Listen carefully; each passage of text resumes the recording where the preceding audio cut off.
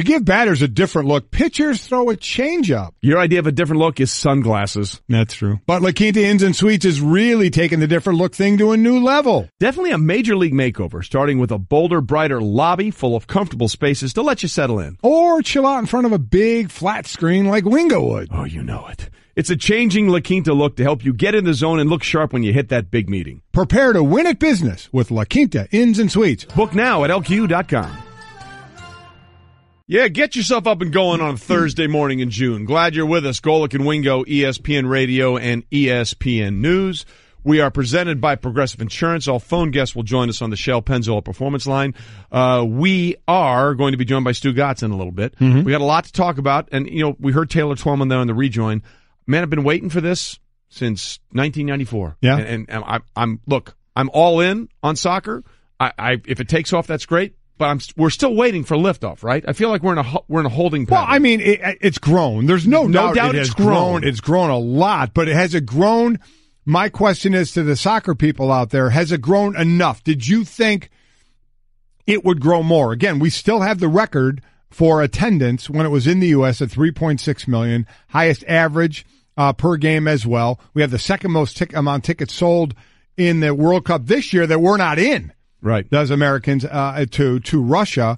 So have we grown enough? Our best player plays in Germany, and I asked Bundesliga. I asked earlier, should he be playing in the MLS? But most are, and I said I want to be educated on this. Most soccer people are saying no. We want him on the big stage to try and be one of the better players on the big stage. That will help bring the notoriety. But that's the big question to me: is has soccer come along as far as you thought it would, given what, 94, how successful it was with attendance here, 99, the women winning and starting that phenomenon there, to where we are right now? Or has it fallen short of your expectations? I think if you're honest with yourself, if you're soccer guy or soccer woman, of which there are millions, you have to admit that it's not where you thought it would be at this point. After the 94 World Cup, after the 99 World Cup, after everything that's going on, after the success we had coming back to stave off elimination with Landon Donovan's goal in 2010, and the great game we had where we lost 1-0 to Germany, 1-0 in the 2014 World Cup. If you're honest with yourself, soccer, where you thought it was going to be at this point, on the progression scale, probably isn't where you thought it would be. Has it gotten better? Absolutely, but it still hasn't become the thing that everyone thought it was going to be. So again, we're not in it in 2018. And we're bitter about it, so we're having people call in 860-506-5505. Who are you rooting for and why? We had one guy say he was rooting for England just to see soccer hooligans in Russia. Wow. He's in it for the blood. Let's go to this next person and see what they think and who they're in it for and why. My name's Justin McAfee from Browns, Alabama, and I'm going with Argentina and Messi. Messi became my favorite player. Argentina is probably looking like one of the strongest teams, but a team in their same group to watch that is really fun to watch in the European Championship with Iceland. Probably my second favorite, and they travel well, and they just have a lot of fun. Yeah, back it up. My pick of Iceland. Come on, let's go. The Vikings. Loving that pick, Let's get it done. Okay. And thank you, Alabama guy, for calling in. How about that? I was not expecting that. That was not the guy that I thought that would be calling in, but good for him. He's got Argentina and Messi, followed up by my surprise pick in Iceland. This hour of Golic and Wingo is brought to you by La Quinta Inns and Suites. Book at LQ.com and win at business. And we'll win by playing What's Trending.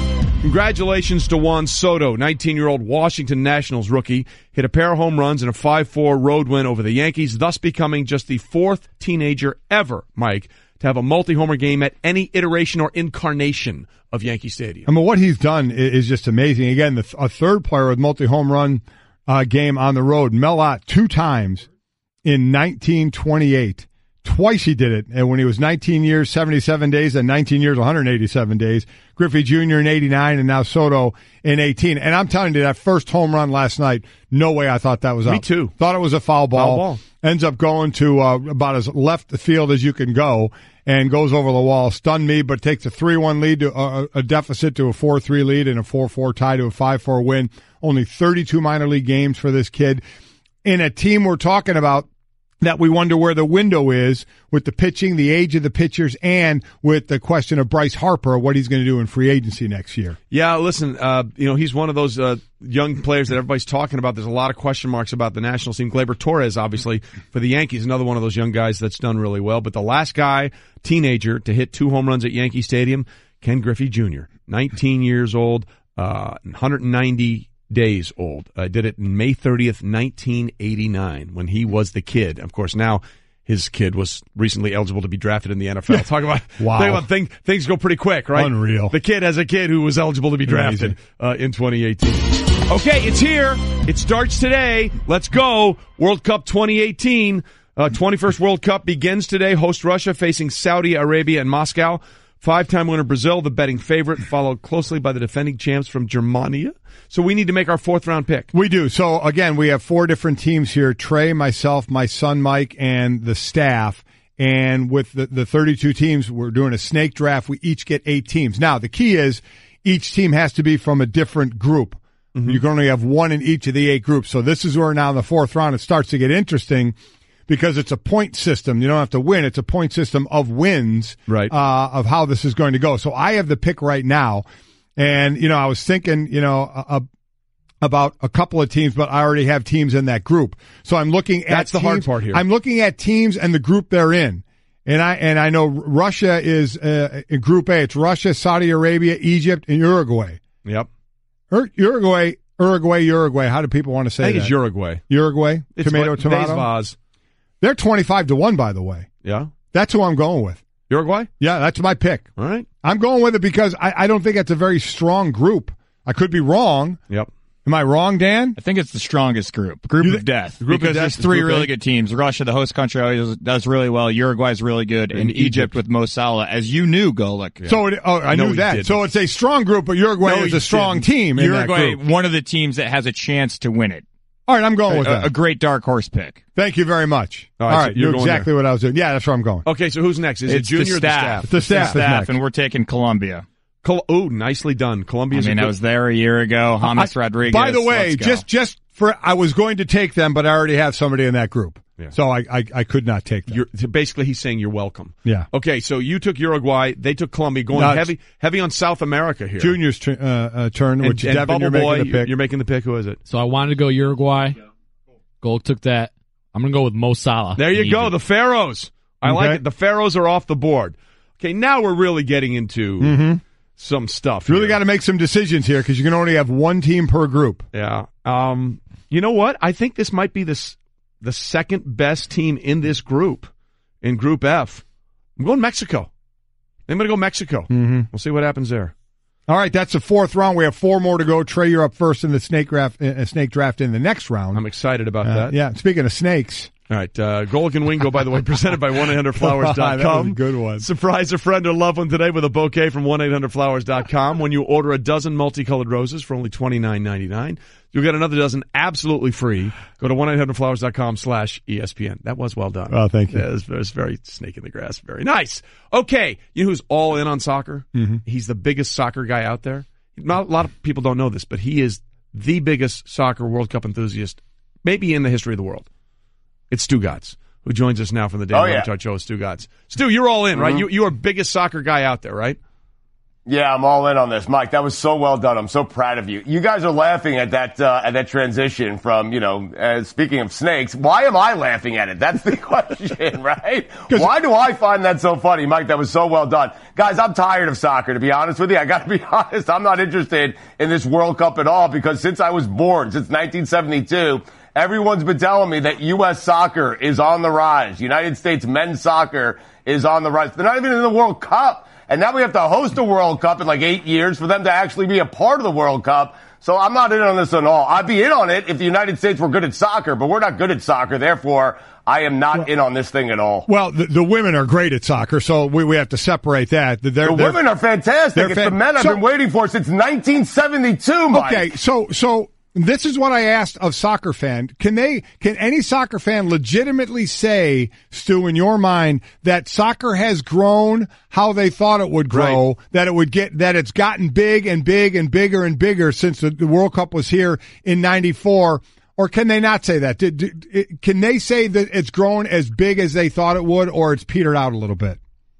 I don't think anyone could say it has grown as big as they thought it was going to grow. Like, Mike, when I was growing up, it was like everyone would talk about it every couple of years. Hey, the growth of soccer in the United States. And we had the Cosmos when I was growing up in New York and the New York Arrows in the indoor soccer league. And it felt like it was growing. But when you got to the big stage, the United States was never really, the men's side was never really a big part of it when it came to the World Cup. And here we are in 2018, and they're still not a big part of the World Cup. In fact, they're not even in the World Cup. And so, no, I don't think you can say it's grown the way people have expected it to grow. Listen, I have no doubt that it's grown inside the United States, especially at a youth level. The problem is at the biggest stage, at the highest level, it's just not where I think people expected it to be. Yeah, and Stugotz, I was in St. Louis in 1994 when the World Cup first came to the United States, and I think 3 or 4 of the guys on the World Cup team were from St. Louis, and people kept telling me since 2004, this is it. This is going to be the year. This is going to be the thing that turns us over. And we're still kind of waiting, right? I mean, so what do you think it's going to take for soccer to grab hold like all the other major sports have in this country? I have no idea, because Mike Ryan, who loves soccer, he's into the World Cup. He's the producer on our show, and he's into the World Cup regardless of the United States, whether they're in it or not. He keeps telling me, guys like Zlatan coming over and playing in the MLS and playing in the United States is going to help soccer and growth of soccer, the popularity of soccer inside the United States. I don't know if that translates into a bunch of kids going out there and wanting to play soccer at the highest level. Like, if you're a world-class athlete, I think soccer's probably the last place you go, because, I mean, what's in it for you? Like, financially, what is there to gain by playing soccer if you are good enough to play another sport? So I don't know. Trey, I honestly don't know, because there's a decline, right, in the amount of kids playing youth football, and you think that would translate into soccer, and it's just not happening. Like, I don't know what it's going to take for us to be a powerhouse at soccer. Perhaps we should consult the women's team. Maybe that would be a good idea. Follow their lead. We'll see if we can figure it out from there. Stugotz is with us. And by the way, if you're not watching on ESPN News, I have to say, Stugotz, your hair today is glorious. I don't know what you did. I don't know what's going on. I don't know what's going on. I can't look at myself right now, to be quite honest. A little spiky in the back here. I don't know what's happening. I let it grow out too much. I don't know what's happening here. Okay, it's impressive, but what's not impressive, Stugotz, and I need to get to the bottom of this, because you are, in many levels, you're the 3-syllable guy. You're not an athlete. You're an athlete, okay? You were a tremendous lacrosse player in college. Why didn't you compete in the American Ninja Warrior thing with the rest of the show? I had a lacrosse mitzvah that weekend. I had a combination lacrosse tournament and a bar mitzvah. It's my 2 go-to excuses when I don't want to do something. Trey, did you see how painful that looked? Did you see what happened to our producers? Did you see what happened to me? Yeah, there's no way I'm doing that. I'm 44 years old. There's no way I'm doing that and surviving that. It's not happening. For those that aren't sure what we're talking about, like, American Ninja Warrior, loved the show, was in Miami, and before they had a taping that night, they had the announcers there and everything, and players in the Batard show went through it. So who all went through it, Stugotz? Mike Ryan, right? Roy? Yeah, Mike Ryan. All of our producers went through it. Amin Al-Hassan went through it. Batard was there, did not go through it. He was cheering the guys on. I did not go through it as well. So basically the entire shipping container, Amin Al-Hassan and some of our TV producers as well. And Guillermo, I think, made it the furthest. Did he make it to the third obstacle, but then fell backward into the water, I believe? Yes, he came so close. And Guillermo is a sneaky good athlete. Like, he doesn't look like one, he doesn't sound like one, but he is he is ripped, he is jacked, and he's a very, very good athlete. But, Mike, you wouldn't do that, right? Trey, I know you wouldn't do it. Mike, there's no way you're doing that thing, right? No shot. How quickly the pin would pop out of my shoulder, or I would just fall into that water, would be ridiculous. I watch it and say, man, would I want to try that? And then I watch what they have to do, and I said, there's no way on God's green earth I would last too long in that thing. Look, there's no way Wingo's doing it. No, there's no way Wingo's doing it. Yeah, Trey, it takes me like 48 hours to recover from a round of golf. Like, imagine doing that. No chance. I mean, watching Mike Ryan try to hang on for dear life on the things that people jump left to right. Look, I'm laughing with him, not at him. I want him to be clear about that, because he did something that I wouldn't even think about doing. But I was a little disappointed that you didn't participate. All right, we'll move on. We'll move on. Okay. And by the way, Mike Ryan, that's a 30-year-old man in peak physical condition. Yeah. Okay. Like, Mike's in good shape. Yeah, it was horrendous. It was something to behold. U.S. Open. Who do you got? Yes. Who do you got? Trey, you going? You taking your yacht, huh? This is our day today, Trey. I'm surprised you're focused. I'm surprised you're even talking to me with Mickelson teeing off right now. Well, I'm sort of like split between. I'll be there this weekend. Who do you like? Who you taking? You know, it's interesting, Trey. Listen, we all want the storylines on Sunday, right? We want Tiger, we want Phil. I don't think either of those guys are going to win. I do desperately want to see both those guys kind of in the mix on Sunday. I'd love to see Phil win his first U.S. Open. It'd be such a great story. He's only got a couple of realistic cracks at this thing, right? He's maybe got 2 or 3 more where you think, okay, Phil has a realistic chance of actually going out and winning the U.S. Open. Going to be 50 soon. So I want those 2 guys to be in the mix. I would love one of those 2 guys to win. I just don't think it's going to happen. I know everyone's raving about Tiger, but he hasn't putted well enough, Trey, for me to be convinced that Tiger's going to go out and win a U.S. Open. Like, I heard what you said earlier. He hasn't won one of those ancillary tournaments. It's hard to think he's going to go out there, and the first win he's going to get in quite some time is going to be at Shinnecock at the U.S. Open.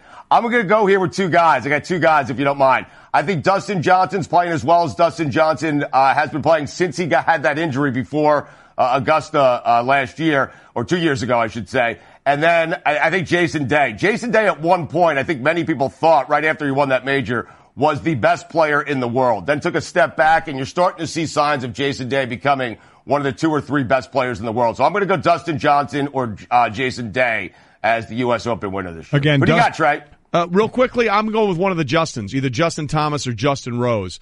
This is a course. This is a course, by the way, that I think is going to set up pretty well. What the score is going to be close to what it was in 2004. I think 4 under 1. Marion was a very short golf course outside of Philadelphia, and basically the winning score in 2013 was the same as it was in the early 70s. It's just not a course you can score on. So I think the guys that keep it in the fairway. I like Justin Rose a lot and Justin Thomas. Yeah, I love the grouping of Dustin Johnson, Justin Thomas, and Tiger, along with Phil, Rory, and Spieth in the grouping as well. As far as Tiger, we all understand, Stu, that if Tiger's doing well, the ratings go through the roof. Everybody loves, especially the networks. I get all that.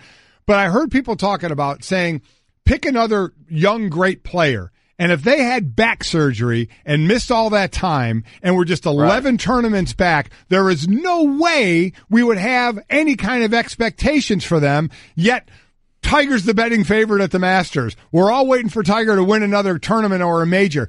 Are we overselling this? Are we hoping and thinking Tiger can do way too much for just coming back 11 tournaments after another surgery? Mike, I think a lot of it is wishful thinking, right? We want Tiger to be there. We want Tiger to win this thing. We want Tiger to be in that final pairing, and the final 2 pairings come Sunday at the U.S. Open. I'm just with you. I don't think it's realistic to expect that from Tiger at this point. So I think it's part of us wanting him to be there. And then I think people, like Andy North said it great. I heard him on your show, guys. He's hitting the ball as well as ever. He's just not putting the ball as well as ever. And I think there's a belief out there that Tiger Woods, if he's playing his A game, and the putter is working, that A game is still better than anyone else's A game on tour. The way he's hit the ball, if you look at the stats of how he's hitting the ball now and what he was doing actually before he had the back surgery, it's incredible. He really is playing well. I just don't trust the putter. But if you can put it all together, then I think there's a belief out there that his A game is still the best in the world. Trey, is that fair? I do think that's fair. Turn your mic on. Sorry, you are a professional. I was watching Phil Mickelson. Sorry. I know you were. I should have asked Mike that. My bad. Yeah, go ahead, Mike. You take it then. I don't even know what he said. He didn't hear the question. No, he did. I wasn't listening. I knew he wasn't listening either. All right, Stu, let's focus. Let's focus on this then. I hear you still are giving Kevin Durant no credit whatsoever. He still doesn't have a championship in your personal record book. No, he does not. Why? Listen, I know a lot of people. Why? I know a lot because he took listen, Trey, you want to know what validation looks like? You want to know what it feels like? You want to know what blood, sweat, tears, all that hard work looks like? It looks like Alexander Ovechkin, okay? That's how you do it in professional sports. That's the way fans want you to do it, Trey, whether you agree with me or not. Yeah! I am telling you, that's the perception. That's how fans want to do it. Okay? It's not, hey, I can't beat the Pittsburgh Penguins, so I'm going to go join the Pittsburgh Penguins. No, I'm going to come back again with these teammates, this organization, this team for this city. I'm going to climb that mountain. I don't care how many times it takes me. And Ovechkin finally climbed the mountain, and he let all the emotion out at the end, because that's what sports is supposed to look like and feel like. It's not supposed to be, hey, I can't beat the Golden State Warriors, therefore I'm going to join the Golden State Warriors. It's just a different thing, and I left a voicemail for Golic this week. Trey, you weren't here. I'll tell you, Mike, if Reggie White, you couldn't beat the Redskins. If Reggie White, you love Reggie White, Mike, more than, outside of your family, I'm guessing you love Reggie White more than most things in your life, Mike. If Reggie White decided, hey, I'm tired of Golic. I'm tired of Clyde Simmons. I'm tired of these guys. I've carried this defense for years. I am leaving the Philadelphia Eagles, and I'm going to join the Washington Redskins. Mike Golic, you would not be a fan of that move by Reggie White. You would not. Yeah, listen, the more I thought about that, the more I understand. Now, I don't know if Reggie would sit down with us and say, hey, I'm tired of carrying you guys, and I'm leaving you. I don't know if I don't think Reggie would do something like that. Right. But it would be, now we went to Green Bay and won a Super Bowl, but I get what you're saying. Yeah. To a team that had just previously beaten you. That would be a tough pill to swallow. I understand that, but yeah. It wouldn't negate the fact that he won a Super Bowl. Right. Right? I mean, so I'm not on Durant like a lot of other people, including you are. He has a right to move, and he moves somewhere. I mean, this is a day and age where guys are doing this to win championships. What's the last team where guys didn't move around to win a championship? Right, and Mike, it's a little bit different in football because Reggie White leaving still doesn't guarantee the other team a championship, right? But in the NBA, one guy means so much because you're only playing 5 at a time. One guy means so much. One guy could change the fortunes of your entire franchise. And so for Kevin Durant just to leave Oklahoma City, which essentially ended their chances of winning a championship, and then going to a team that was already considered an all-time great, I don't know, to me it just doesn't feel right. It doesn't feel like that's what sports is all about. Hey, because we all agree Kevin Durant was one of the 2 or 3 best players before he left for Golden State. And I think eventually Kevin Durant would have won a championship with Russell Westbrook, and I would have liked to see it done that way. And I think he would have gotten the validation that he is so desperately seeking had he done it that way. He's not going to get it in Golden State. Yeah. He might get it from Trey. He might get it from some other people. He's not going to get universal validation by playing with that team. They were already great before he got there. Instead, he'll just take millions in championship rings instead of our validation. He is the spicy and spiky Stugotz from the Dan Le Batard Show. We'll see you next week at Pinehurst, okay? Yes, that's the U.S. Open. Forget about this weekend. Yeah. Next weekend's the U.S. Open. It'll be great. And this is just for you, Stugotz. Yeah! That's Obi at the party. There you go. Yeah! And by the way, I've noticed Devin has not met a microphone he doesn't like. I mean, geez, the guy. I mean, God, he talks more than you, Trey. He takes over from Brett when Brett's not here doing our research. Yeah, I know. It is a good thing the guys on your show don't talk a lot either. Never. Yeah. All right, get out of here. We got to go. The Dan Le Batard Show with Stugotz coming up next. Real quick, I do know the last team that won it was Golden State, their first of the 3. Correct. They didn't have Durant yet. So, we were all aware. Yeah. All right, so Stugotz will be with us next week at Pinehurst. Coming up, we'll head to Shinnecock, where our favorite caddy will tell us the exact place Tiger Woods will finish. Hey everyone, Mike Golic here. Support for the Golic Wingo podcast comes from our friends at Rocket Mortgage by Quicken Loans. Chances are you're confident when it comes to your work, your hobbies, your life. Rocket Mortgage gives you that same level of confidence when it comes to buying a home or refinancing your existing home loan. With Rocket Mortgage, you can apply simply and understand fully so you can mortgage confidently. To get started, go to rocketmortgage.com/Mikes. Equal housing lender, licensed in all 50 states, NMLS consumeraccess.org number 3030. To give batters a different look, pitchers throw a changeup. Your idea of a different look is sunglasses. That's true. But La Quinta Inns and Suites is really taking the different look thing to a new level. Definitely a major league makeover, starting with a bolder, brighter lobby full of comfortable spaces to let you settle in. Or chill out in front of a big flat screen like Wingo would. Oh, you know it. It's a changing La Quinta look to help you get in the zone and look sharp when you hit that big meeting. Prepare to win at business with La Quinta Inns and Suites. Book now at LQ.com. Golic and Wingo with you on ESPN Radio and ESPN News, presented by Progressive Insurance. All phone guests join us on the Shell Pennzoil Performance Line. I'm not sure how fun this is going to be. We just watched Phil Mickelson's group with Jordan Spieth play the 11th hole, and my God. Spieth is now 4 over, by the way. Yeah, after 2 holes. 2 holes. And I think he just put a triple. I think he put a triple up on 6 on the par second 3 hole. Yeah. Unbelievable. They started on the 10th. So the 11th hole, it wasn't pretty. No, it wasn't fun either. No, so it was not. We'll see how much fun it's going to be. Yeah, how much fun, You know who is fun? Who's that? Our next guest. He's very fun. Michael Collins, our former caddy and golf analyst, now part of Maddie and the Caddy podcast. You can download and subscribe on the ESPN app and Apple Podcasts. Michael, we just saw what happened to Jordan Spieth. It was brutal. How difficult is the course right now? Because they had a little rain, and that looked good, but it seems like the wind has picked up, and there's nothing holding those fairways and greens right now. You know who this golf is fun for? Who? Us. It's fun for us. Because once a year, we get to sit back and go, hey, that's what I'd have done right there. Triple on number 2. Yeah. And now I got 16 more holes to play angry. I got that in my bag. I can play that way. And look, I was here caddying in 2004. It was even more brutal then. The problem with today is the wind is coming out of a little different direction than these guys have practiced in all week. The sun is out and shining. So the rain that they got yesterday has already been dried off of the golf course. Now, the golf course compared to 2004 is playing a lot softer and not nearly as fast as it was then. But still, everyone's been talking about how because of the rain that came on Wednesday, the greens are going to be a little more receptive. And these guys are hitting shots into those greens thinking, this will stop. And then you're seeing them hit the shot, and you can see the mouth going, stop, stop, stop, stop, stop, stop, stop, stop. Yeah, Spieth was running up to the green to try and mark his ball and didn't get there quick enough, and it rolled back down again on him on 11. So you said when you were caddying, so take us back then to now caddying for a young player, inexperienced on a course like this or in a tournament like this, and just how difficult a round is both physically and mentally for that person. Listen, as a caddy, when it comes to an event like this, the thing that I used to always tell my player is, it's okay, we're going to make bogeys. It's okay. And we're not going to make them up. Normally on PGA Tour events as a caddy, you know if your guy makes a bogey, you go, hey, we're making birdie next hole. Let's go. Here we go. It doesn't work that way at the U.S. Open. At the U.S. Open, we're going to make bogeys. We're going to have a 3-putt or 2. It's just one of those things that happens. And you know what? That's going to happen to everyone in the field. So for me as a caddy, I was always telling my player, what you think is bad for you, guys are going through much worse. So don't worry about it. If we're making pars and at least giving ourselves birdie opportunities, if you have birdie putts on 13 or 14 holes, guess what? It's going to be okay. It's going to be okay. Even if you have birdie putts on 12.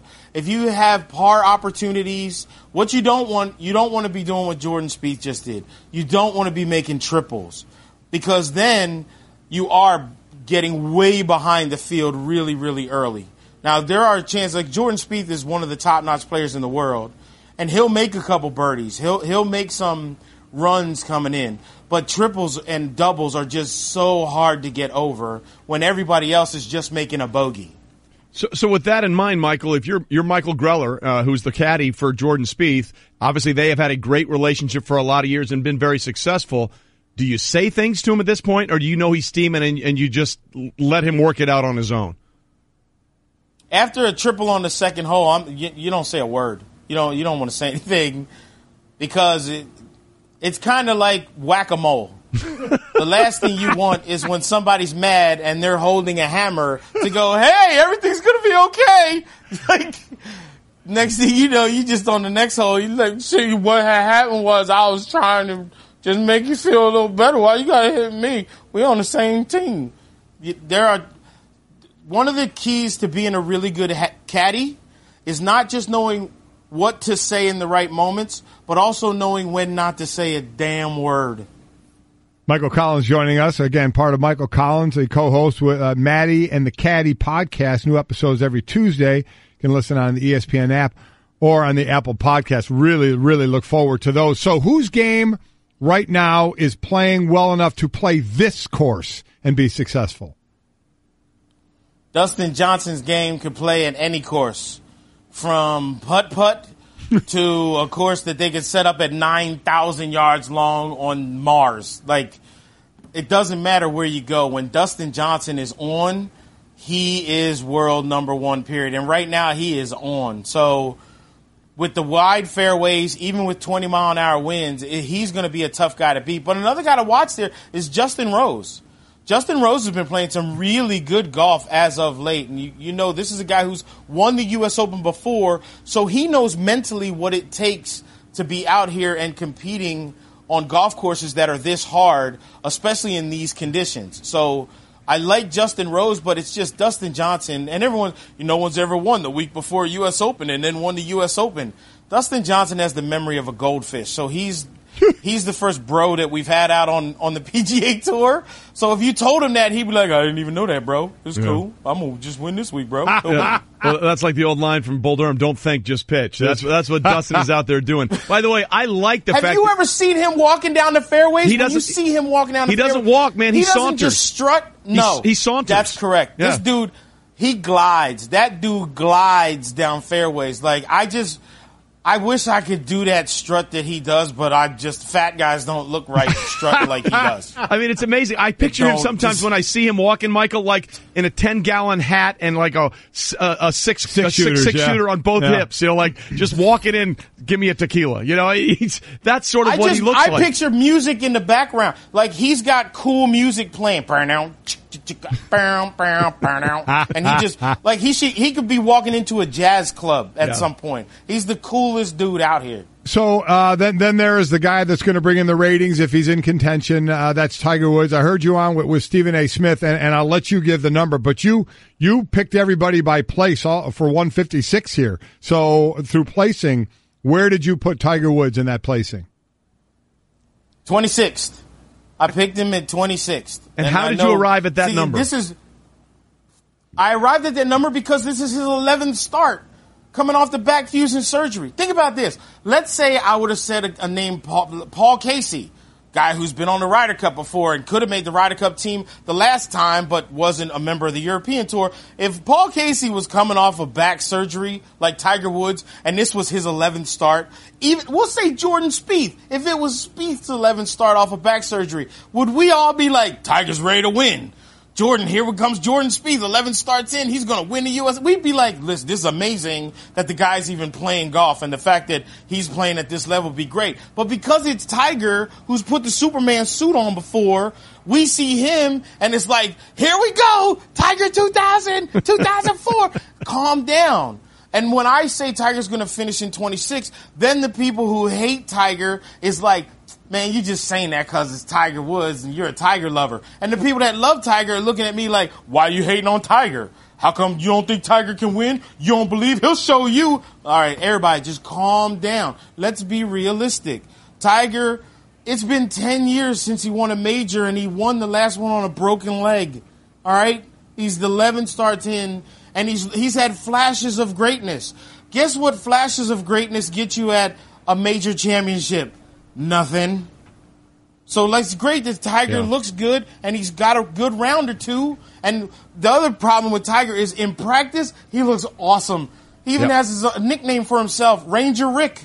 So great. You look great in practice. And and then goes on the first tee and it'll be like, it's going to hit this little buttercut. Snap hook left. Where did that come from? He didn't do that in practice. It's almost like the NBA just finished.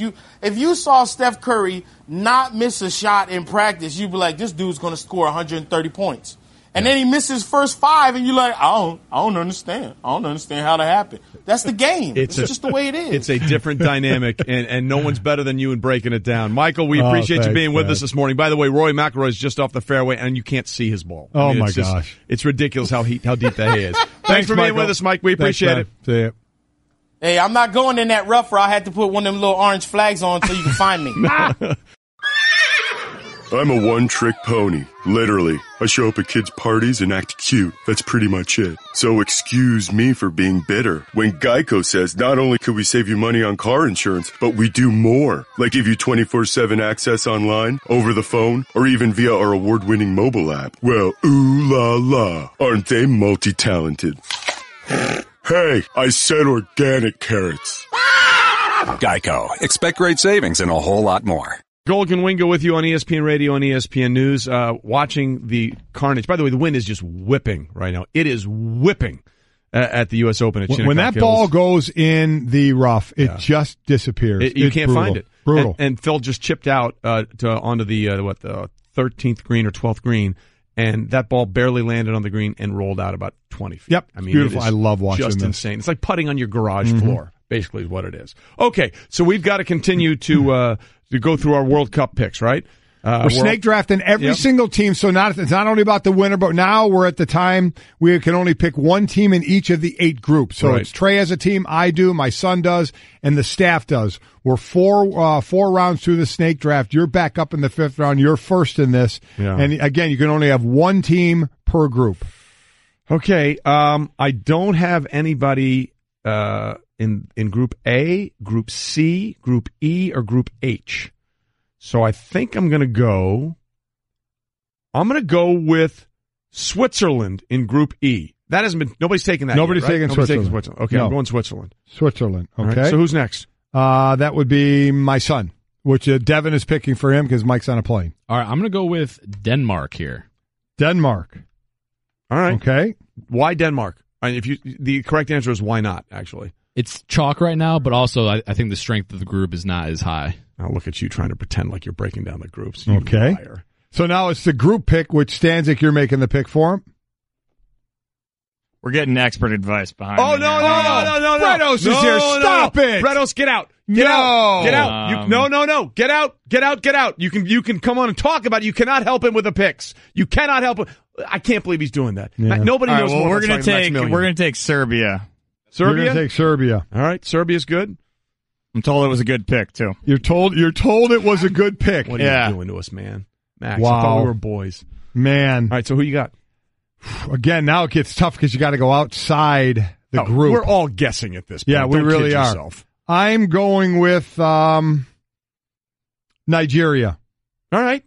Going with Nigeria. Nicely done. All right. That's the end of round 5. We have 3 more to go. It's getting tougher. I have the first pick in round 6. Wow. By the way, one thing I haven't done is cross off the teams that everyone else has taken. Yeah, so, you're not doing this very well. All I know is who I've got. Yeah. And that's hard for me to deal with. It might be because you go take your walk all the time. You kind of miss everything that goes on in between things here. Probably true. Yeah. Okay, so we just had Michael Collins on, which, by the way, we should have on every day just because. Mm-hmm. Even if there's no golf going on, we should have Michael Collins on. Mm-hmm. We admit that we're making a mistake by not doing that. And he basically said Dustin Johnson could win on a golf course on Mars. Yes, he did. And that brought you to this, Mike. There's an article out. The headline is, Could Humans Live on Mars? Absolutely, a NASA expert says. Okay. He says there's no oxygen. He says I'll get there. Okay. Mars is more Earth-like than any other planet in the solar system, making it an attractive second option for the human race. There's also a natural beauty on the planet, a Grand Canyon that measures nearly the entire width of the U.S., and a volcano the size of Arizona, which is great as long as it doesn't erupt, because unfortunately we've seen the unfortunate damage that can do. So here's the deal. Here's some of the things that go. Yes. You would need to wear a spacesuit at all times. Of course, because there's no oxygen. Weather on Mars is extreme. The difference between Monday and Tuesday could be 170 degrees. The average temperature is well below zero. The air is also largely carbon dioxide, good for planets, bad for people. What the hell makes that livable? What says let's go colonize Mars? Yeah, I don't quite understand what. So what's the plus side? What's the upside? That's what I want to know. You have to get, I don't think there is. You have to get used to dust storms. About every 26 months, it's summer on Mars, meaning prime dust storm season. Yay. These storms made up of fine dust that get caught in the atmosphere, can darken daylight to twilight, and it can last for months. Okay, why is this the most livable planet? I have no idea. The first humans on Mars would have to farm and establish a food source. Scientists believe beans, asparagus, and potatoes, Matt Damon grew those on Mars. Yes, he did. Are viable crops for soil there. Homes would also need to be built. No kidding. I mean, come on. Now this is ridiculous. Yeah, I don't understand. I don't either. Yes, we can go live there. Yeah, yes, good luck. We wouldn't want to. All right, coming up, we're actually going to get someone in here who actually knows something about the World Cup and will help us with what we like to call soccer breakdown in 3, 2, 1. Right now, summer sports are in full swing. Baseball is firing on all cylinders, and there's a certain soccer tournament the world's watching. Something you should be watching is your vehicle's engine. That's why Pennzoil Synthetics gives you complete protection for top engine performance. Pennzoil, make the switch. Listen up, people. We got a big favor to ask, and we promise it won't take too much of your time. You know our show's supported by some fantastic sponsors, right? Well, we'd love to hear your feedback. Head to ESPNpodcaststudy.com and fill out a short, anonymous survey. That's it. We swear. No more. Again, that's ESPNpodcaststudy.com. Golic and Wingo on ESPN Radio and ESPN News, presented by Progressive Insurance. All phone guests join us on the Shell Pennzoil Performance Line. Again, World Cup starts today. U.S. isn't in it. So who are you rooting for and why? We've got some voicemails on that. Keep calling in, 860-506-5505.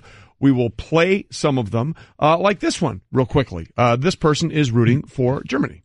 Hey, this is Chris from Nutley, New Jersey. I think you got to go rooting for Germany, defending World Cup champions with the best goalkeeper in the world, Neuer. The guy is unstoppable. He stops everything coming at him. He's got the experience. He's got the history. He's played in big moments before. Germany, 4 titles, going for one for the thumb for number 5 this year. I think they got to be the hands-on favorites.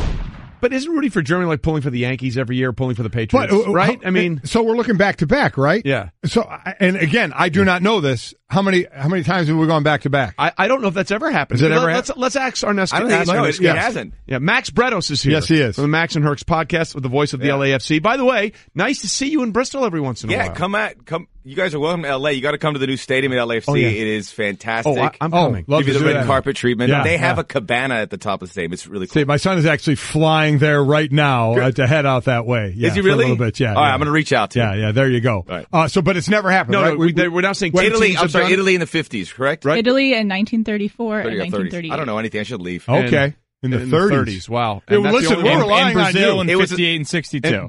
Brazil in 58 we did it at 6 62. o'clock. But that was a long time. That was a long time ago. The game has changed. It was a 6-team tournament. Yes, it's a different term. In its current adaptation or incarnation, nobody's ever done the repeat thing. Correct. Okay, so let's do it that way. All right, so Max is here with us. We're going to get his breakdown on the World Cup as we continue our draft, right? Yes. Yeah. So, now we can officially use him. Now that he's officially on the show. I'm kind of like the Bill Polian right here. You came in a little early, and you came in a little early and was behind the glass helping the staff there, so it was unfair. Now he'll get to, when we get to the draft after what's trending, he'll get to help all I was of us. accepting a few backhanders there from Stanzik. To get Stanzik wouldn't that be just like soccer? I mean, soccer and the Olympics, accept the bribe. How dare you suggest that there was any corruption ever in FIFA? That never happens. I don't know what you're talking about. I don't know what you're saying. That never ever happens. What are you talking about? There we go. The fact we got it suggests we're on the up and up. Correct. We hope. All right, here we go. Let's start with what's trending, then we'll get into the brain of Max, which is a scary, scary place. Yeah, it is. Give it up for Juan Soto, the 19-year-old Nationals rookie, a pair of home runs and a 5-4 win over the Yankees. Yay, verily, just becoming the 4th teenager ever to do this. Yeah, Melot, as far as guys under or 19-year-old teenagers on the road, Melot did it twice in 1928, Griffey in 89, and now Soto, who that first one again, there's no way that was a home run. Thought that was a foul ball. He couldn't even believe, heard him talking after the game saying that it carried out of their second one, no doubter, to center field, more to right center field. But 19 years old, again, I'll say for a team that you don't know about Bryce Harper, what's going to go on with him. The pitching, you love talking about it, but some are getting up there in age. So where is their window of opportunity? Now I got this 19-year-old, just 32 minor league games, and here he is coming in with a bang in the majors. Some great youth injected into this team, but how long is their window going to be open? That's the excellent question, and how long before they start bailing pieces as well. We'll see what happens with that going forward, but nicely done, Juan Soto. Well, just what America was clamoring for. 3 new bowl games could debut after the 2020 season, after the NCAA Football Oversight Committee this week determined the number of bowl tie-ins for each FBS conference. The total number of approved tie-ins is 79. But because the New Year's 6 bowl games include tie-in spots for only 6 of the 12 participants, both the Rose Bowl teams, both Sugar Bowl teams, and Orange Bowl teams, there are 6 other slots to be filed, which means 3 more games.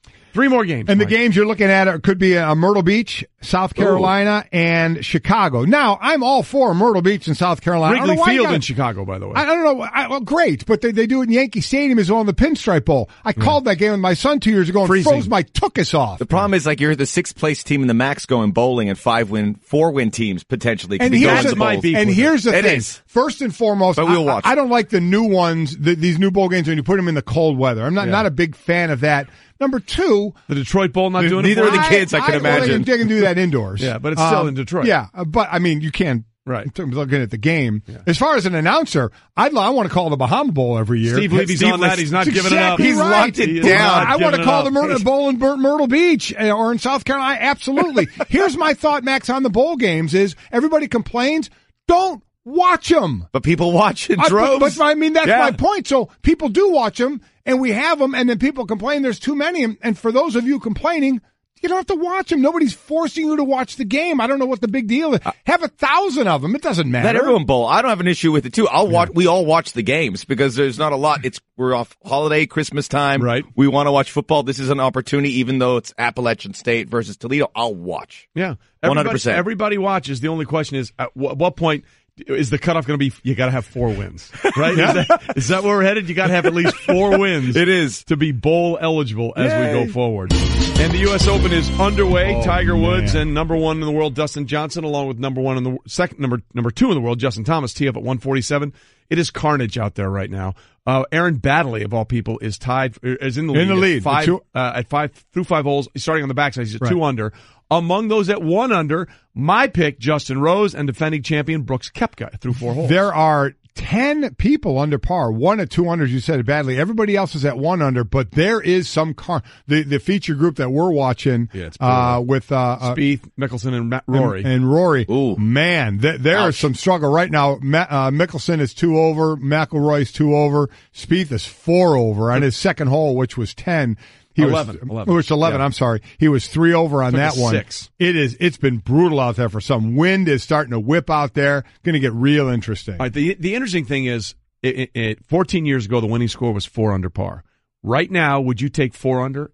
If you were playing that I could give you 4 under par right now, would you take it and think you're probably going to win? Supposed to get Snake better? draft it. Let's go. Yeah. I think 400 sounds good. Yeah. I mean, that's gnarly. Yeah, isn't the weather supposed to get better? It's supposed to stay It's going to windy? get nicer. It's going to get nicer means warm and windy, which means the course is going to play exceedingly. Right. U.S. Open. Yeah. I guess I'd probably take 4 under then. I think I would take 4 under on and a putt course. Run. Yeah. I would take 4 under and rest on those laurels. That's exactly what I would do. We'll see what happens because the U.S. Open always wants it about level par. I think 4 under is going to be a really good number. Okay. We're here, Golic and Wingo, with you. Max Bretos from Max and Herc Podcast. You can download and subscribe on the ESPN app and Apple Podcasts. He's with us in studio giving us the Straight Talk, brought to you by Straight Talk Wireless. Best phones, best networks, no contracts. All right, Max, first and foremost, you're going to help us with our draft. I'm up next. Okay, no, you're not. I'm up next. You're up next? Yeah. Damn it. Yeah. We'll get to that in a minute. Yeah. But this is something we've been talking about. We got the World Cup coming back in 2026. And I've been hearing this. By the way, Phil is now 3 over pars. He just missed another par putt. I've been hearing this since 1994. I was working in St. Louis when the World Cup came in 1994, and it was the most attended World Cup. I think almost 4 million people attended. It was great. The TV ratings were good. This is going to be the boom for soccer. As a soccer guy, has soccer taken off in this country to where you thought it would be at this point? It's definitely grown by a lot, but it's so splintered because people watch the U.S. national team, some people watch Major League Soccer. Not enough, but we're certainly getting there. I think the development of the Premier League here as a television property has blown up and people have fans. But our kids watch it. I know that for a fact. What's great about it is that it's early in the morning and you can watch it. This is what's great about the World Cup. People complain about the hours, but now you wake up, you can do a little sneaky, get on your phone and watch Russia, Saudi Arabia. Right. And that is very appealing. So I think the hours are good, but when you're colliding with the American sports, there's some issues. I think having a World Cup only helps that, but for it to be really successful, the U.S. has to be successful, and there's going to be a trickle-down effect from there. So a couple of things. First, as far as a homegrown player, Christian Pulisic. So he's playing over in Germany now. And I just like saying Bundesliga. I know you do. I've asked this because I'm looking to be educated some on this. Is it better to have our best player playing overseas and being, on the grand stage of the world, or to be at home where you can see him in the MLS? And most are saying overseas, but at some point, do you want them to play here where you can actually go watch? How should that teeter-totter kind of go? We've discussed this a lot, and we're all trying to figure out where the development of the player kind of goes awry. And it's right. Kids are really well equipped by coaches here in the United States till they're 13, 14. And then after that, that's that void. That's where the development kind of flattens out. And I think that's where these young kids, if they have the talent, are better equipped to go to Europe where they have coaching up the yin-yang. The thing with American coaching... That's a technical term, by the way, yin-yang coaching. It's a German term. I got it from the Bundesliga coverage. But had a lot of yin-yang, but... Maybe I'll go with that. Mm-hmm. But I think that's where it is. A lot of coaches here, once you get to the 14, 15, 16, 17-year-old group, they're looking to get to the next thing where they're coaching professionally or in college or what have you. But that's the gray area where we need to keep developing. And I think Pulisic and Weston McKennie and a bunch of other kids from the United States go there and they're immersed in it. It's kind of in reverse where you see these European kids like a Giannis coming over here and getting better at NBA, or guys who go to college do that. That's Way where to it punt goes. on Antetokounmpo, by the way. I never say that. He said it himself. He goes, call me Giannis. Go, done. It's done. So let me go the route a lot of people go is when kids are playing soccer, they get to a certain age and then they go over to the sports where you can make money, as they say. But whenever we do the highest paid athletes, soccer players are always at the top. So now I'm not saying you always go to the top of it, but answer me this. So you have football where basically it's the NFL where you can make a lot of money, and you certainly can make some money in the Canadian Football League and arena, but not at NFL level and not a ton, okay? Yep. Baseball. And not for a long time either. Baseball in the minors, you can go play, outside the country as well. Basketball, you can go play somewhere.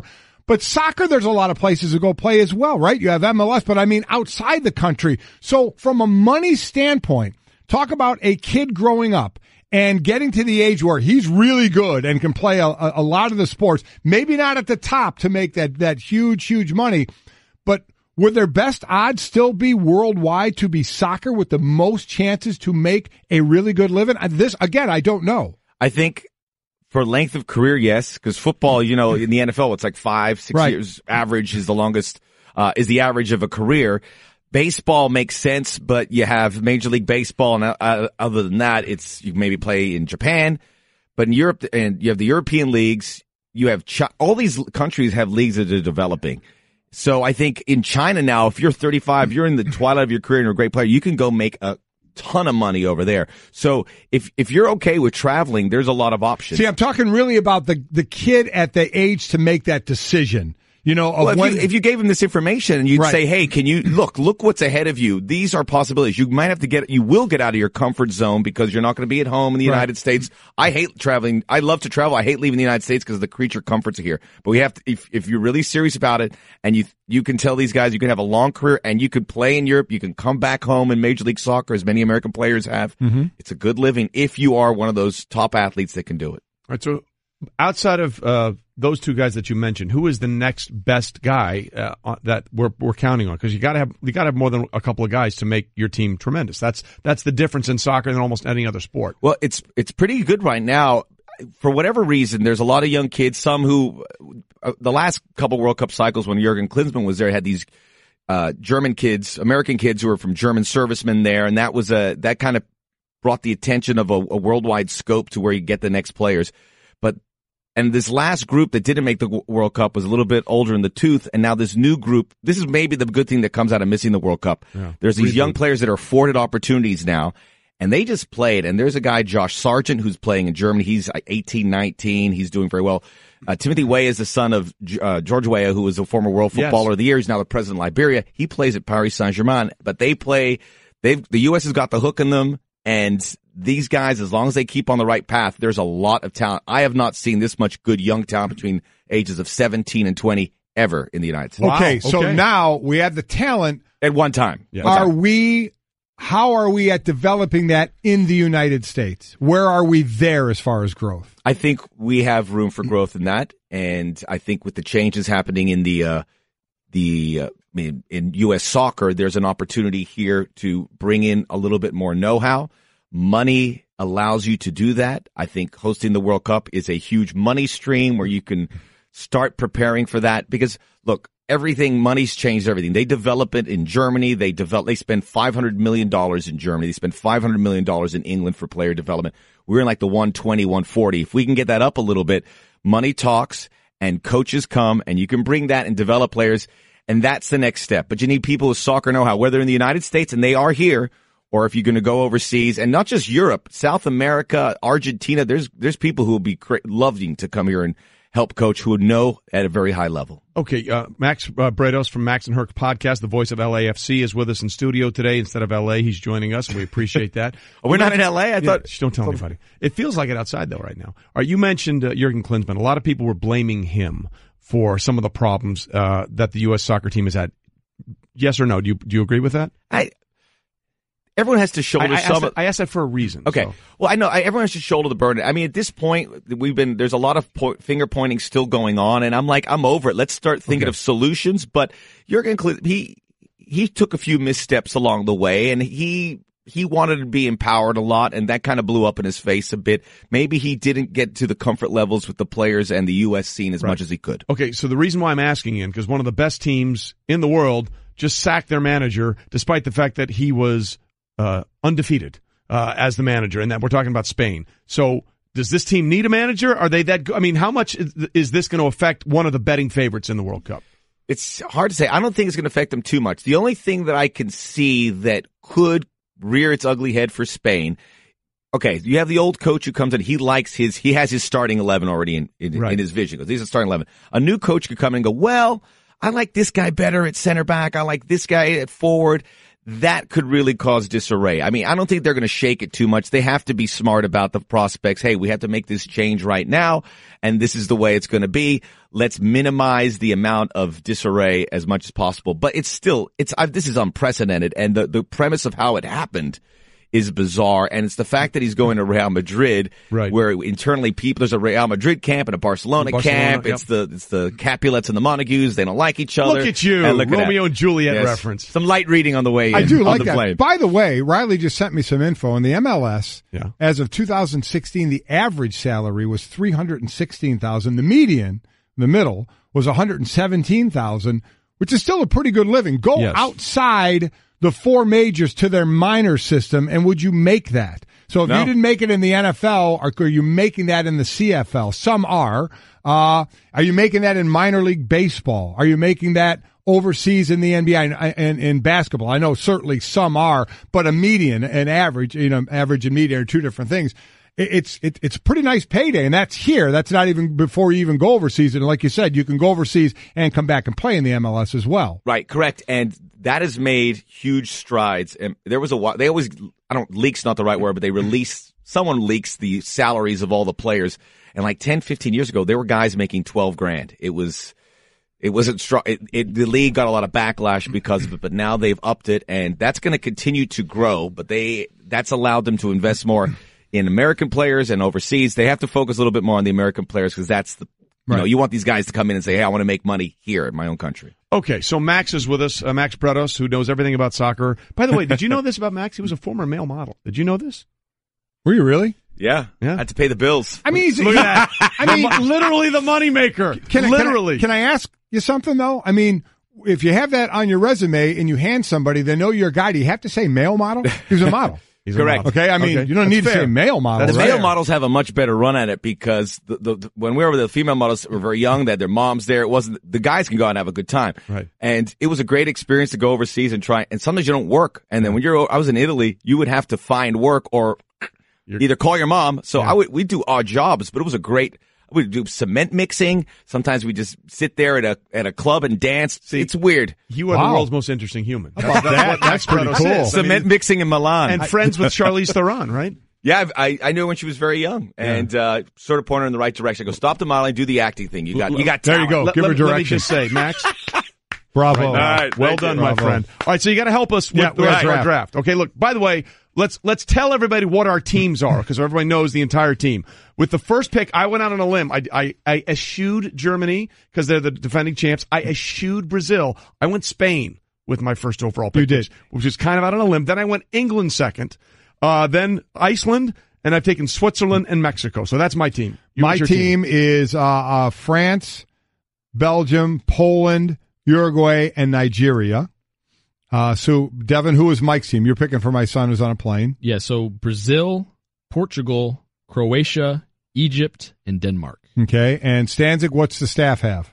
I'm not going to go in order. I'll go in order of groups. We have Russia, Argentina, Serbia, Germany, and Colombia. So clearly I have the best team right now. So I'll tell you what, the cruise is the worst by far. Yeah, I'm sorry if I chipped. Did I give you advice on that? That one's not very good. There's a lot of dicey teams there. Wow, I like that a lot. You guys I like Mike Senior's best, I think. Yes! But yes! I'm sorry, Trey. Yours is close up there too. You're very strong. No, it's not. He was just being nice. The middle of what you gave me was a little soft there. But we had to pick somebody. So here's the deal. Right. We each are going to have 8 teams. There's good value around here. You can't pick 2. You have to pick only Tremendous one team. Upside. One team from each group. So now we're kind of in a dicey situation where we have to go where we don't have a team in that group. So This is the 6th round, and I have the first pick. There's no need for me to pick Costa Rica because all the other teams that have been picked in there, I'm going to get them no matter what. And they're getting shelled. I would stay away from Costa Rica. So I'm not. Plus I don't they have throw to worry bags about of urine at the opposing fans. So here are my choices, Max. Here are my choices. Okay. Morocco, Iran, Sweden, South Korea. Those are my choices right now, and I have the pick right now, so who am I taking? Okay, so of those 4, the most talented team to me is Morocco. They have some good older players, have some really good younger. These North African teams are very good. So Morocco, Egypt, Tunisia, as you can see in Africa, all the North African teams qualified. The rest of the continent, not as much. Because of what happened to Spain, who is in Morocco's group, and because Portugal is a little older in the tooth, I like that pick. Morocco. That's who I'm picking. Boom. There it is. Morocco. The other options aren't terrible. So who's next? We're next, and to improve the greatest team going of this entire draft, we are going to take Peru. Peru, I like a lot as well. Yeah, about time. All right, there you go. You upgraded. They have the best coach in the tournament. Devin, you're picking for my son? Yes, I need some help actually here. Okay. So I'm thinking between Senegal, Japan, or Sweden. Senegal. I like Senegal. That's my 1 or 2 surprise teams. Really? They have a great striker, and they have a great center back. If you get those 2, you fill the gaps. The guy, Sadio Mane, is going to score a lot of goals. I like Senegal. There you go. Senegal. Wow. Senegal. All right, now, that's solid advice. As for my pick, hold on. Yours was good, too. Oh, thanks. I appreciate that. As for my pick, you're going to do that next for us. Okay, and good. Apparently you're going to do it in your Sean Connery voice. I'm told. Ryan thinks here don't react well to bullets. Apparently, the contortion of your mouth. You have to get it right. Hey everyone, Mike Golic here. Support for the Golic Wingo podcast comes from our friends at Rocket Mortgage. By Quicken Loans, chances are you're confident when it comes to your work, your hobbies, your life. Rocket Mortgage gives you that same level of confidence when it comes to buying a home or refinancing your existing home loan. With Rocket Mortgage, you can apply simply and understand fully so you can mortgage confidently. To get started, go to rocketmortgage.com/Mikes. Equal housing lender, licensed in all 50 states, NMLSconsumeraccess.org number 3030. To give batters a different look, pitchers throw a changeup. Your idea of a different look is sunglasses. That's true. But La Quinta Inns and Suites is really taking the different look thing to a new level. Definitely a major league makeover, starting with a bolder, brighter lobby full of comfortable spaces to let you settle in. Or chill out in front of a big flat screen like Wingo would. Oh, you know it. It's a changing La Quinta look to help you get in the zone and look sharp when you hit that big meeting. Prepare to win at business with La Quinta Inns and Suites. Book now at LQ.com. Golic and Wingo on ESPN Radio and ESPN News, presented by Progressive Insurance. All phone guests join us on the Shell Pennzoil Performance Line. And again, because the U.S. isn't in it, we want you to call in and give us the team that you're following in this year's World Cup and why. The number is 860-506-5505. We've got a couple of them here, and let's listen to this one. Since America's not in it, it's going to be like the NCAA tournament for me. I'm going with the underdogs. Whoever's the lowest seed, that's who I'm cheering for. Knock Brazil out. He just wants Brazil out. He just wants Brazil out. That's great. This is the NCAA tournament. You guys are having a lot of fun doing this. Everyone should get a bracket and enjoy it. We don't know about Maryland, Baltimore County. We don't know about Loyola, Chicago. Don't tell me you don't know the UMBC Retrievers. Come on. I know, but you don't have to know this. Just and you have something to follow for the rest of this month. It's a lot of fun. And don't tell me you don't know that that's the voice, the golden tones of Max Bretos from the Max and Herc podcast, the voice of the LAFC as well. Golic and Wingo reminding you that baseball season is underway. Tune in tonight as Aaron Judge and the Yankees host the Rays, presented by Indeed. Coverage begins at 6:30 Eastern on ESPN Radio, ESPNradio.com, and the ESPN app. Okay, so Max Bretos is here with us. He willingly and gladly stayed over to help us go through our picks in the World Cup. The draft is pretty much done, though, because we have to have one team in each of the 8 groups. Yeah, you guys did great. You didn't need my help, quite frankly. We're kind of locked in. Really good. Like I have 2 left, and it has to be Costa Rica and South Korea. So I have to have those 2 teams. You're locked in. What is Trey locked into, Dan? I've got to pick Japan at some point, right? Yeah, Japan, Saudi Arabia, and Australia. So you're locked in. You have no more picks to make. So Max has all the teams in front of him. So I've got Japan. I'm taking Japan now with my pick. Is that what I'm doing? You're taking the 3 teams I just mentioned. The draft is over. Let's put it that way. Okay. All right. So now let's go through the entire team. My team is Spain, England, Iceland, Mexico, Switzerland, Japan, Saudi Arabia, and Australia. Okay, I have France, Belgium, Poland, Uruguay, Nigeria, Morocco, Costa Rica, and South Korea. Devin, who was picking for my son. Who does Mike have? I don't have them in front Brazil, of me. Okay. Portugal, Croatia, the Faroes, greatest name, Denmark, Senegal, Sweden, and Panama. And Dan Showstaff, what do you got? Germany, Argentina, Russia, Colombia, Serbia, Peru, Iran, and Tunisia. Okay, Max. Rate them 1 through 4. What do you First think? of all, better nickname, Tunisia, the Eagles of Carthage. Like I love that. Like that it. one's legit. Oh, we need jerseys. Yeah. We need something. They're nice. They're nice. Wow. Okay, so And no, hold on. You got to do this in your Sean Connery voice and do them 4-1. So who's off the podium at 4? okay, first of all, I'd like to say all this crying about Italy and the United States not making about. What about my Scotland?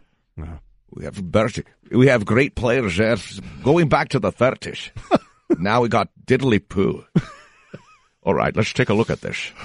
Who's 4th? Okay, 4th goes to the show stuff. Yeah, there you go. yes. Losers. Not by a lot, but 4th nonetheless, I'm afraid. You missed the podium, and you'll go home in tears. All right, who has the bronze? Who's got the bronze medal? The bronze, I'm going with Trey. Oh, again, man. Yeah. Trey, I would say the gold is within your reach, but a couple picks there slid you down a couple of snakes. Which ones did it?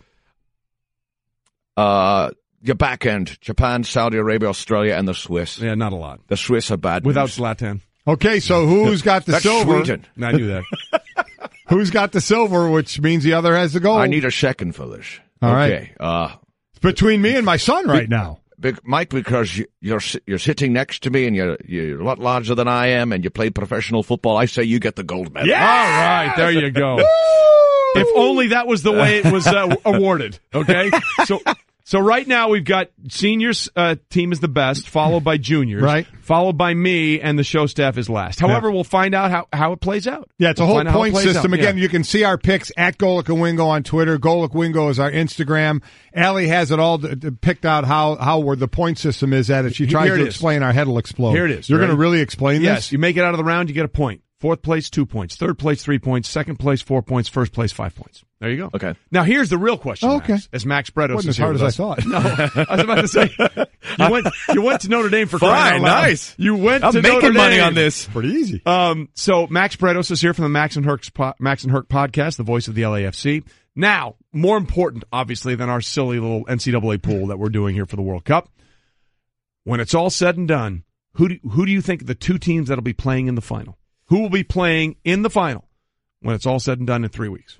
I hate going chalk. I hate it with a passion. You're going Germany and Brazil, aren't you? And I actually went Brazil and Spain. Yeah. But but I'm switching it up because Damn it. I last night I had this vision that An England's epiphany? going to win their group, and that threw the whole bracket out of whack. So I have England, and you still don't like my team. Man, okay, go ahead. I'm moving you to silver. Thank Golic you. No, Jr.'s no, in. don't Yes. do that. Don't let Yes. him talk It's so you into close. that. He's just I whining just over want to here. reiterate how great of a job you guys did. And Look, let me give be some clear. intel. I want winners. I want people that want to win. There you go.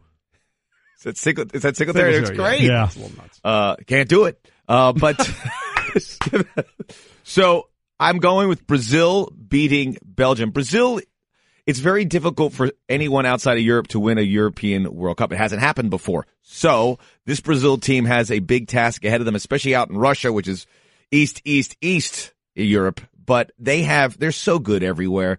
And Belgium is a team that can excite and have some fun and get after it. I mean, that's a bit of a leap. I think Germany I think that their timing's off a little bit, and the Spanish coaching thing is going to hurt them at the end, at least to get to a final. Hey, when we first started this draft, I threw out there on Twitter, listen, not a soccer guy, I need help. Who would you draft? And most of the people were saying Belgium.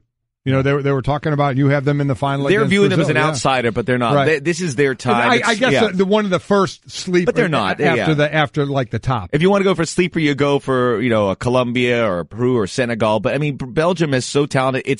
I think timing is perfect for them. Everyone's like 28, 29. You get into your mid-30s or early 30s, the ship has sailed. You're too young. You're too green for this. All those guys that they are going to depend on fall in that area where they're at the right time. So, all right, Max, before we let you go, real quickly, bigger surprise that they're not in the World Cup, Italy or the Netherlands? Because hasn't the Netherlands been to the most finals without ever winning it? Yeah. I would say the Netherlands, and I'll say Italy, the signs were there that they weren't going to qualify because they, to the point of going to an older generation, 4 years ago, they flamed out of the World Cup in Brazil, lost to Costa Rica. So when they didn't qualify, I wasn't super surprised because they didn't make the adjustments to get on the up and up. We did kind of the same thing.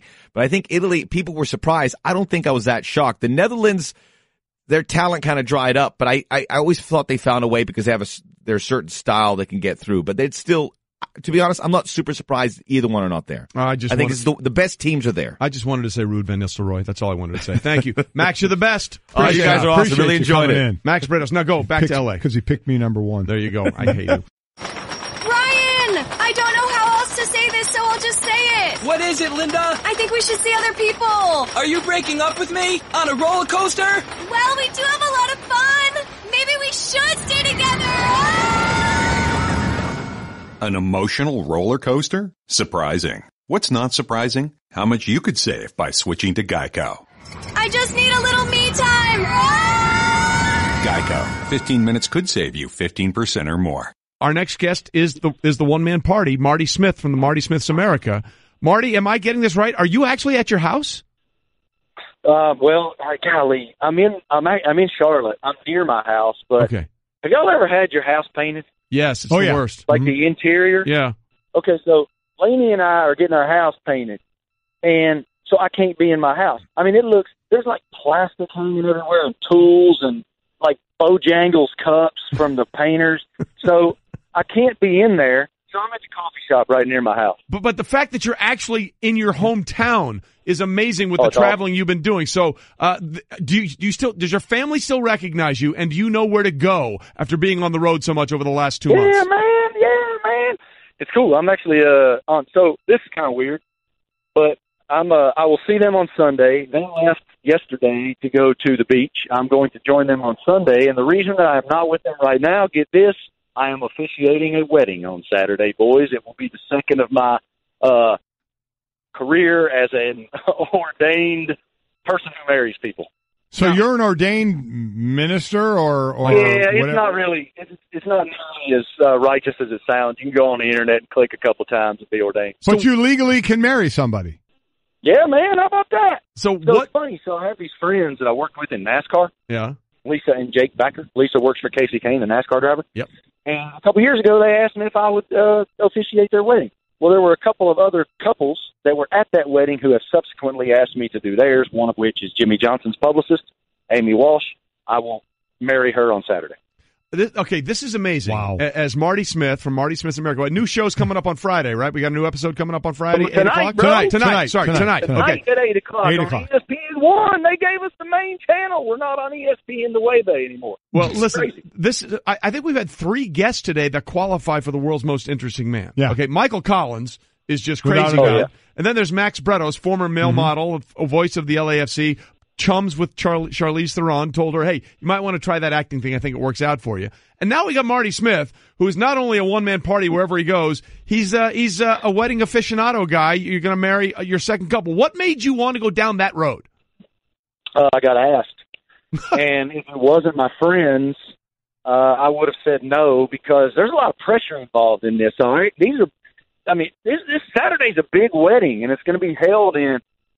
So around Charlotte, there used to be a lot of textile factories, mills in Charlotte, and they've taken a lot of these mills, and they have, which are now defunct, and they've turned them into these like entertainment spaces, or they've turned them into lofts with apartments in them and whatnot, and they're beautiful. And so this wedding is going to be in this former textile factory, mill. Sure. And it's open air, and there's going to be like 250 people there. Wow. Crazy. So Crazy I'm not good. talking about Crazy horses good. or basketball. Yeah. This is like marrying people. Yeah. Well, There's some just tough stuff, Marty. In another list of things you can check off. So Marty Smith's America tonight, 8 o'clock, ESPN. Will give us a little preview of what's going on tonight. All right, man. I'm playing hoops with Nick Saban. It is the funniest Nick Saban piece ever. Jimbo Fisher's involved in it. Adam Gase is involved in it. Wow. Will Muschamp's involved in it, and they all just kill Saban. He's the commissioner of the Noontime Basketball Association. You will laugh your face off. I head down to College Station, and hop on some horses and run some cattle with Jimbo Fisher on this cattle ranch, and we talk new beginnings. I hike into the Grand Canyon and back out with Scott Frost, the new Nebraska head coach. That is a crazy piece. And then we went to Omaha Beach in Normandy with Jim Harbaugh. So it's getting these guys that we see all the time between the lines, outside the lines, and learning who they are and why they are when they're not in competition. Wow. It's pretty cool. Well, that is cool, man. Very cool. Listen, congratulations on that, and congratulations on being actually in your hometown, but in fitting Marty Party fashion. When he's home, he can't even be in his house because it's paid. Marty, we appreciate you being with us this morning. Thanks, you, sir. Marty. I love you, boys. Have a good day. Thank you. Marty Smith's America. Basketball with Nick Saban, hiking with Scott Frost, riding horses with Jimbo Fisher, and Normandy Beach with Jim Harbaugh. Are you kidding me? Does he have the best job at our company? Oh my gosh. I mean, he might, right? It's a lot of travel. If you like travel. If you like travel. Wow, he was at all the Triple Crown horse races. We had him on before each one of those. He was with the Michigan football team in France. Wow. He did that whole NCAA thing. Remember, they took the van and he went all over the country to visit a bunch of the teams in the NCAA basketball tournament. I'm not sure there's a better guy out there that has a better gig than Marty Smith. Okay, the carnage is real at the U.S. Open right now. We're down to 6 players under par. Charlie Hoffman's leading at 2 under. 5 others are at 1 under. 10 were under par a little while ago. And still at the bottom, we have Scott Gregory, 11 holes in. He's 13 over par. A couple of guys are 9 over, a couple at 7 over. Okay, so if I said to you more under par or more in the 80s, what are you taking today? In the 80s, par is 70, right? Par is 70, so I got to be 10. In the 80s. In the 80s or under par, where are you going? I may go in the 80s. I think it has to be in the 80s, I may go in the right? 80s. I mean, because you get a lot of, you get a lot of, there's some amateurs in the field. Yeah. You get a lot of guys that go through regional qualifying that are there Thursday and Friday. Friday. A lot of guys haven't even teed off yet, man. I think we may have more guys in the 80s today than we'll have under par. Again, Tiger Woods and his crew, Dustin Johnson and Justin Thomas at 147 Eastern. What are you picking for Tiger's score today? Well, he's averaged 71 on Thursday. If he averages 71 today, he's winning the damn thing. He may take a 1 over today. So, yeah, I'd probably look in that area. I'd say anything 3 over or better today would be a great score for Tiger Woods. All right, so we've got our World Cup geek on. We're getting the U.S. Open on. We have a lot going. It's a great Thursday in June. We'll see you tomorrow. Woohoo! Next, you're holding up the line, ma'am. What did you say? You're next in line for the water slide, ma'am. Feet forward and enjoy the ride. Okay, dearie. This does look fun. Whee! You melted me. I've melted. The Wicked Witch of the West on a water slide? Surprising. What's not surprising? How much you could save by switching to Geico. See what you've done. Oh! Geico. 15 minutes could save you 15%